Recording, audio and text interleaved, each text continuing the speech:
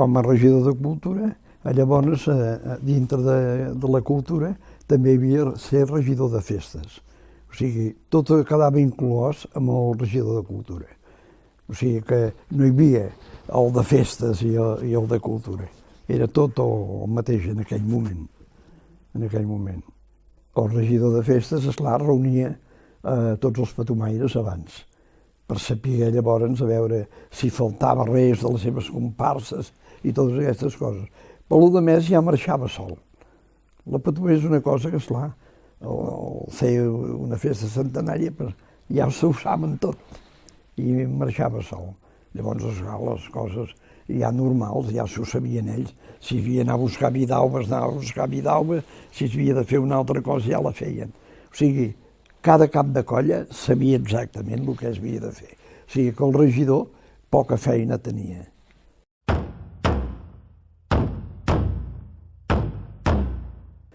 Hi havia una mica de cèntims, però no era exagerat, Era més aviat perquè ells poguessin fer després alguna coseta, però no era exagerat de cap manera.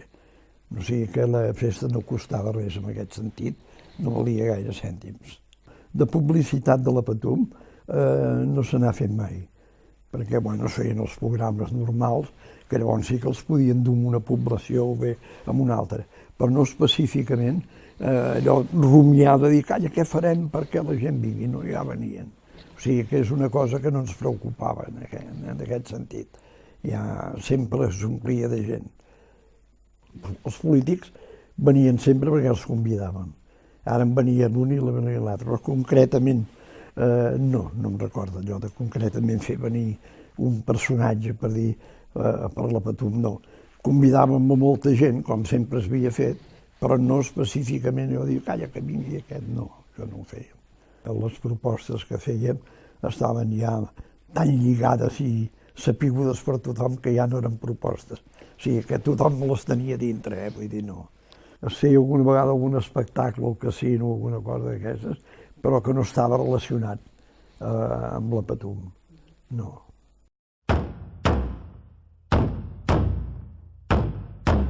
Llavors hi havia petites modificacions o petites coses que tu t'adonaves i llavors ho arreglaves. Per exemple, la primera vegada que vaig entrar allà on ara hi ha un museu, llavors a baix hi havia unes oficines que em penso que eren del jutjat municipal.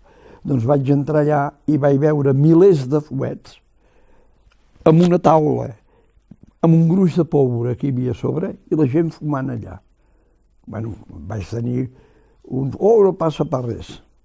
Llavors, esclar, al moment ja vaig fer venir que llavors era, penso que era el Safon, perquè posés extintors. Perquè jo allò em vaig espantar. Anàvem fumant amb un gruix de pólvora sobre les taules i ple de 2.000 i pico de fuets, amb tota la tranquil·litat del món. I esclar, llavors va venir aquell va posar extintors allà, vaig fer posar els fuets en un altre lloc, perquè no havia passat res. Per què no passava res? I devien tenir algun sant bo que... Us fixeu que hi ha un xicot a la farola, quan fa la Patum, a l'hora dels plens. Allò ho vaig incorporar jo perquè em feia por allò que caiguessin a la part aquella, la part allò de Cal Ros i això, que allà cau molta gent, allà sota el tabal, diríem. I això em preocupava molt que gossés.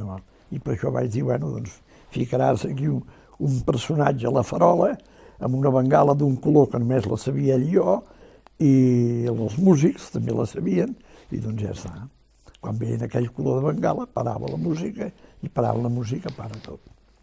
Són aquelles coses que ho veus al moment.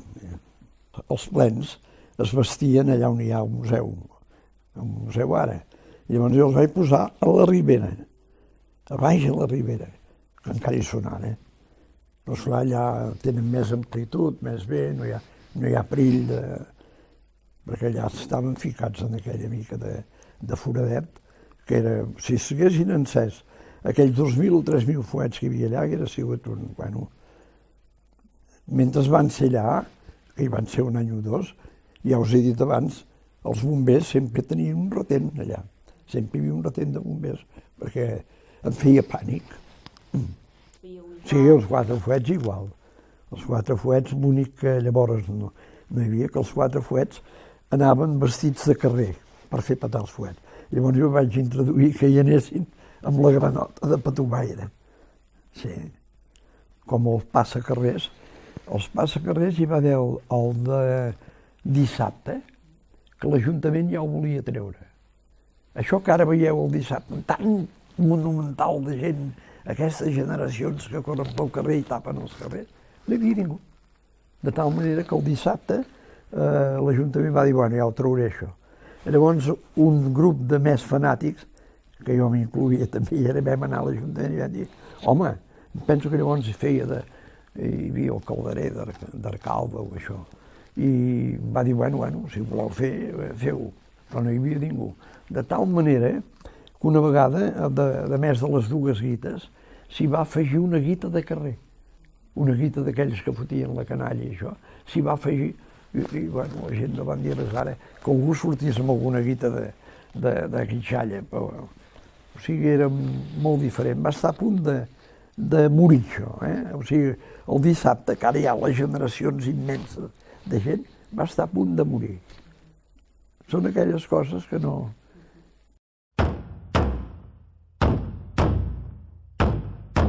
La festa en si, tant a l'època franquista com això, clar, una festa centenària no té uns canvis que es veguin bé, tret de que potser l'ofici que hi anaven les autoritats flangistes i totes aquestes coses, i llavors només era estrictament l'Ajuntament. Ara s'hi ha incorporat molta més gent. Abans el que venia molt gent de la comarca. La comarca sí, sempre estava, hi havia gent de tota la comarca, però aquestes massivament com ara és, aquesta vegada fa por, tant no hi era això. Ara s'allarga molt, llavors no durava tant. Ara especificar exactament el que durava no me'n recordo, però no era com ara que estan cap a les 3 i les 4 del matí i encara corren. I el curiós del cas és que la gent grans, bueno, no hi havia tanta concurrència com ara. La gent grans hi anaven vestits bé, o sigui, americana, pantalons, corbata, estaven al mig de la Patum. O sigui que trobes estrany. Feien els plens i sempre quedava aquell racó on hi ha la guita així, cara, que posa... Doncs sempre hi havia gent allà, tranquil·lament mudats i tot això, i llavors es feia el salt de plens. Tampoc era el salt de plens d'ara, Màxim que hi havia hagut, el salt de plens més normal era de 12. Alguna vegada en havien fet 16. I la vegada que en van fer 24, que jo saltava de ple, la gent ja deien que ens ofegaríem. 24 només hi havia. Llavors, als plens, hi havia el ritual aquell de que per encendre's ens agenollàvem. Llavors treien la mica de tapa que portava els fuets, costava més d'encendre que els d'ara perquè no duien metge. I llavors bufaven allà per veure si s'encenien els matxacant una mica. Era un altre tipus de fuet, perquè llavors molts eren fets d'artesania pel senyor Safon, el xeró, que li deien, o el xeró. Doncs aquest tipus de fuet, esclar, costava més d'encendre. Ara no, ara duen metge i ara els fa una pirotècnia i això, esclar, ja funciona. Abans potser no feien tantes reunions. O sigui, el cap de colla ja es cuidava de tot arreu i ara potser es fan més reunions, se'n parla més. Jo crec que una cosa tan centenària com la Patum, de vegades, hasta el patronat i tot, crec que sobra, en sèrio, perquè ja marxa sol, allò ja marxava sol. O sigui, els caps de colla i tot això ja sabien què es havia de fer i llavors no hi havia necessitat de muntar un tinglado com ara, per exemple, es parla tant del patronat, de la Patum i això. res, allà cada cuscús se sabia la seva feina i ja es veia el que es havia de fer. Clar, una cosa centenària ja se sap com va.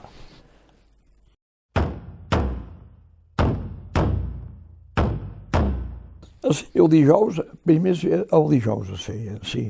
Havien fet també el diumenge, però llavors vam veure que 2 dies potser no s'aguantava tant. Penso que en feien el diumenge i tot. Ara la del dijous va durar molts anys. I llavors hi anava la Patum també, la del dijous.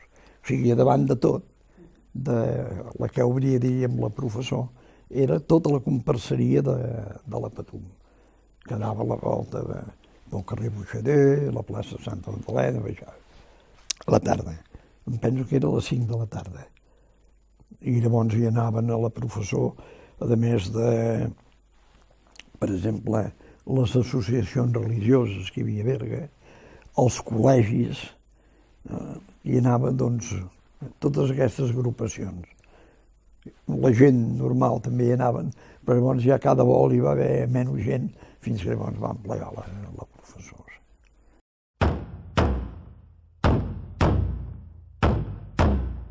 I, per exemple, doncs, abans, potser a la Patum venien els crios, que ara no en veus a la plaça. Llavors eren canalleta. Quasi la plaça s'omplia de canalleta. Llavors, en aquells moments, es feia la professor de Corpus i feien unes enramades per tot el carrer, o sigui, per allà on passava, pel carrer Major, pel carrer Buixader, unes enramades. I recordo que la quitxalla arrencàvem aquelles rames per després expulsar el foc. És la variació que hi ha. Ara no veus cap rama enlloc, esclar, al no fer la festa de Corpus. I llavors era tot amb rama. I tot hi ha uns versos, ara no em recordo de qui és, d'un tal Ferrer, que diu: la quitxalla amb una rama, delirant s'espolsa el foc. De papers i de fullatge queda tot ben ple aquell lloc. O sigui que era una altra cosa. I llavors sí, quedava ple de fullatge i d'això, perquè ja dic, hi havia les enramades aquestes. No, la Patum infantil es va fer molt més tard. No em recordo la data exacta, però la Patum infantil, esclar, era una Patum de barri. Una Patum de barri que després, com que tenien tots els elements de comparseria molt macos i molt ben fets, encara que fos una Patum de barri, era una Patum que es va poder incorporar i va ser molt acceptada, allò, la Patum infantil. Hi va haver els seus detractors, això sí, però al final va ser acceptada i ara que no la toqués ningú.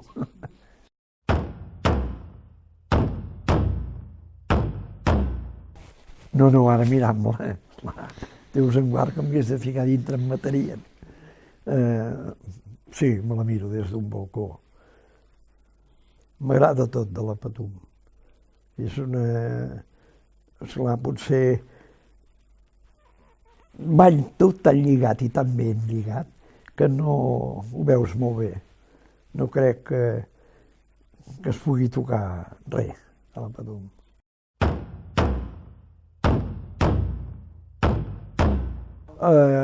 És possible que sempre hi ha una mica d'evolució, però que és imperceptible per la persona amb l'edat que tenim i l'edat que podem observar-ho, no hi ha diferències, no. No, té d'evolucionar per ella mateixa. Ja dic que al ser una cosa viva és ella que té d'evolucionar.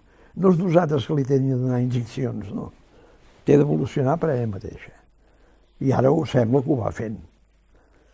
La Patum, els canvis es produeixen per ella mateixa. Al ser una festa viva, ella mateixa evoluciona. I voler-hi posar trames, voler d'això, fracassaria tot. Té de ser que vagi fent. Potser s'arribarà a morir, no sé, però crec que no.